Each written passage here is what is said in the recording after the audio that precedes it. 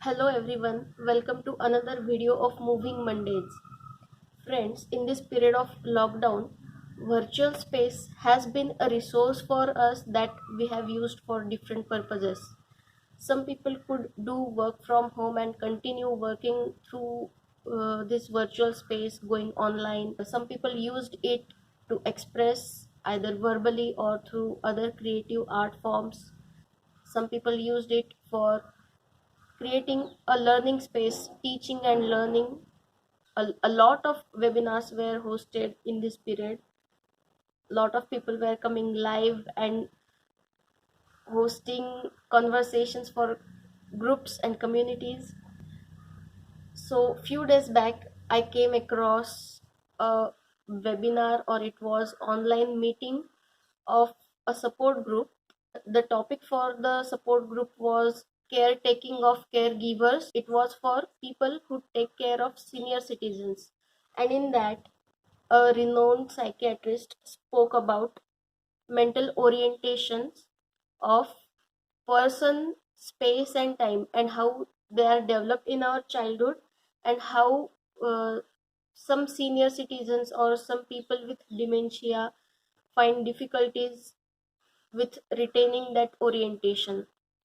So he gave example of how children start identifying familiar spaces and unfamiliar spaces, and they would cry when taken somewhere outdoor, and when returned home the children would stop crying as if they know the familiar and unfamiliar spaces.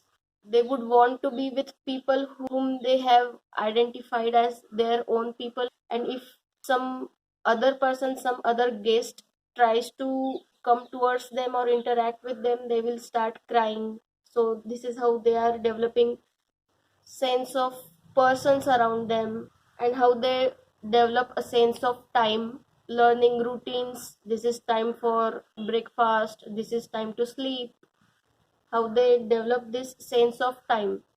So when I was listening to that, I felt like, wait, what? This is something, the sense of space, time, and persons. This is something that we exercise or explore in many of the warm up activities during our dance movement therapy sessions.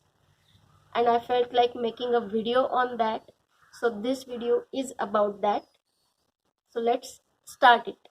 So when I was having a course of dance movement therapy, most of our sessions used to be experiential. Most of the teachers would teach us through experiential sessions.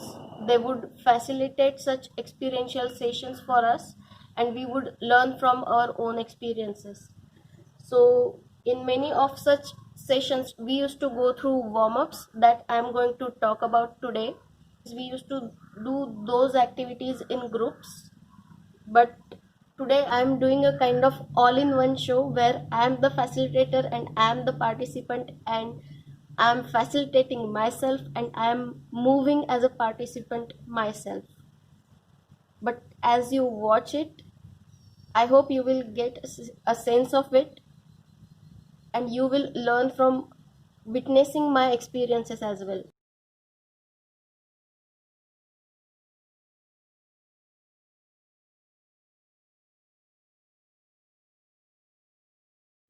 Usually we were used to ask to start walking in space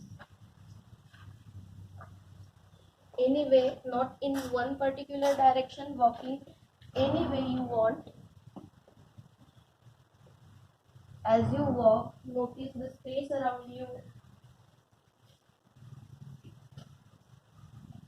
Bring attention to your breath, bring attention to your body.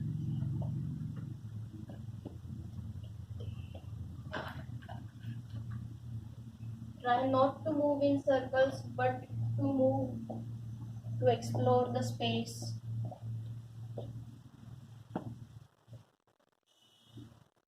Considering your normal space as 1 on a scale of 1 to 10, let's try to increase and decrease your speed of walking.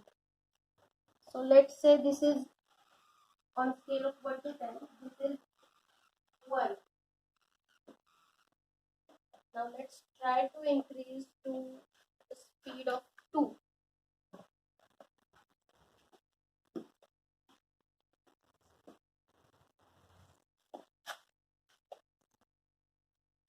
Now let's try to increase it to a speed of 3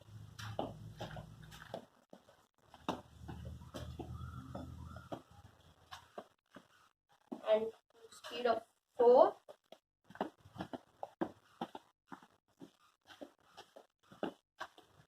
to speed of 5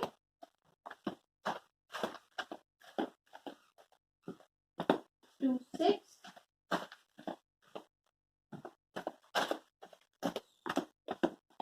to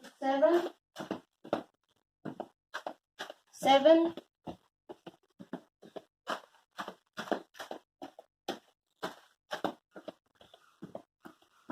to 8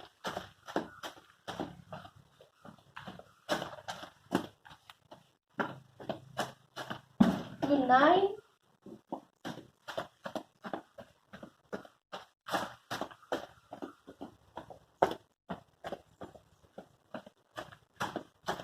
let's try to decrease it a little bit. Let's come to a speed of 7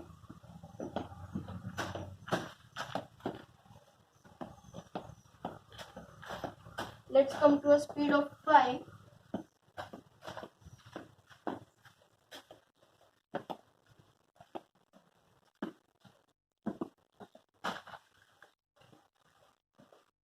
let's come to a speed of 3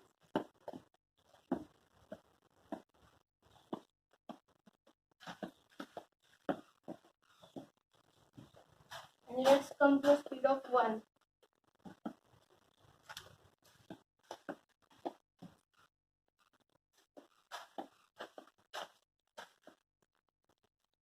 So when you do it yourself, you discover the shifts happening in your mindset. You exercise your sense of time or your sense of speed when you are asked to increase or decrease your speed on a scale of 1 to 10 or sometimes 1 to 5. It is personalized and customized session to session. Sometimes we are asked to walk slow as well. So when we do this in warm up, we exercise our sense of time and speed. And there was one exercise conducted by one of our teachers where she asked us to walk a really small distance around say around that pole from here and take 10 minutes for it. You are not stopping in between, you are not in stillness, you are in motion, but you are taking 10 minutes to walk this small distance and you cannot see the clock. You have to use your own sense of time, and that really opened up ourselves to our own sense of time, our nature of movement when we are exploring this activity. How do we move when we are asked to walk slow or we are asked to walk in certain amount of time to cover certain distance in certain amount of time? It really brought our awareness to our movements in different way. And also there was one activity conducted by another teacher where she asked us to show our daily routine. She asked us to use our own sense of time and show our daily routine with our own speed. And then since we were doing it in a group, I realized that hey, my sense of time was much slower than other person's sense of time. For one person the day was ending, and for me I was just around 10 a.m. or around 12 a.m. So that made us realize that we different people have different sense of time. So this is something I find fascinating about dance movement therapy, how we explore physically our orientation of time. And this orientation of time and space is quite interlinked. So in warm up when we start, we start from where we are standing, we are gathering in space, we are having a sense of space around us, and we are moving as if we are exploring the space. Maybe we are exploring how our bodies wish to move in this space. But then there are some exercises that are more focused about our awareness of space, our own sense of space. I'm showing you one warm up exercise where we are asked to explore different planes, being at higher plane, the middle plane, or the lower plane, or moving vertically, or moving in sagittal plane. So we are asked to explore different planes like that. I'm showing you that.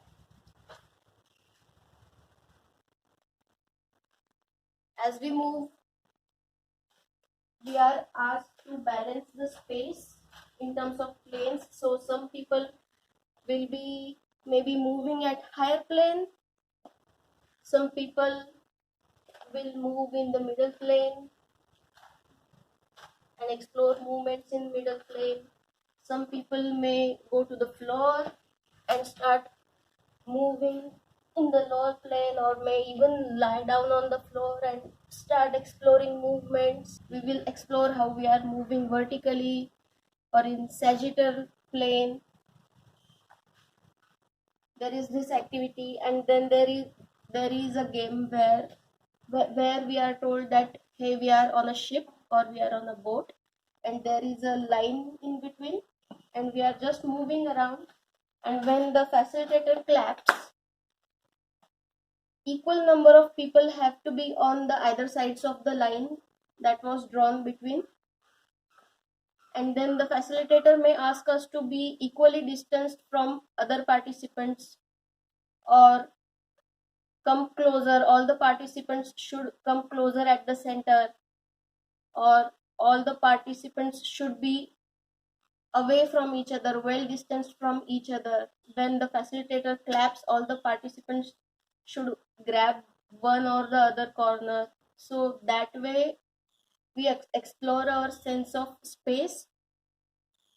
Also, there are some activities where we are blindfolded and we are exploring the space with all our senses. We are exploring our sense of space with our whole body other than our eyes, and that is a deep experience for me. How do we have a sense of space with our eyes closed is really fascinating. And when it comes to our orientation of persons, finding the relations with people around us, so there are just many activities, and it is hard for me to pinpoint one or two. But if we have to focus on just the warm up, like we explored most of the warm up activities, then we were asked to make eye contacts with the people around, to greet the people, to interact with the people with some movements that spontaneously comes to you. You may want to greet the people around you with some gesture, or we were asked to see if we feel like moving with the other person, moving with them for a while and then again separating, or mirroring the other person. We would form pairs or groups in the warm up and then again separate, or by the end of the warm up we would make pairs for the next activities, the main movement exploration. And there are many activities where we explore our relations, our interpersonal relations, our interactions with other people throughout the session. So this video was just to share my aha moment of finding this relation between the orientation thing that I learned from a psychiatrist while he was sharing about it in a webinar, and finding its relation to what we do in our warm-up sessions in dance movement therapy and other activities that I have gone through while learning in dance movement therapy. I have found another meaning and significance to what exercises I have done and what I have facilitated others to do. I have found meaning for that, and the next time I will be facilitating for others, I will do it with more meaning to it.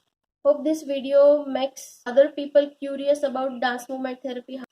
Hope it sheds some light on it, gives a little idea about how dance movement therapy works or might work, and hope it just creates interest in all people about dance movement therapy. So thank you so much.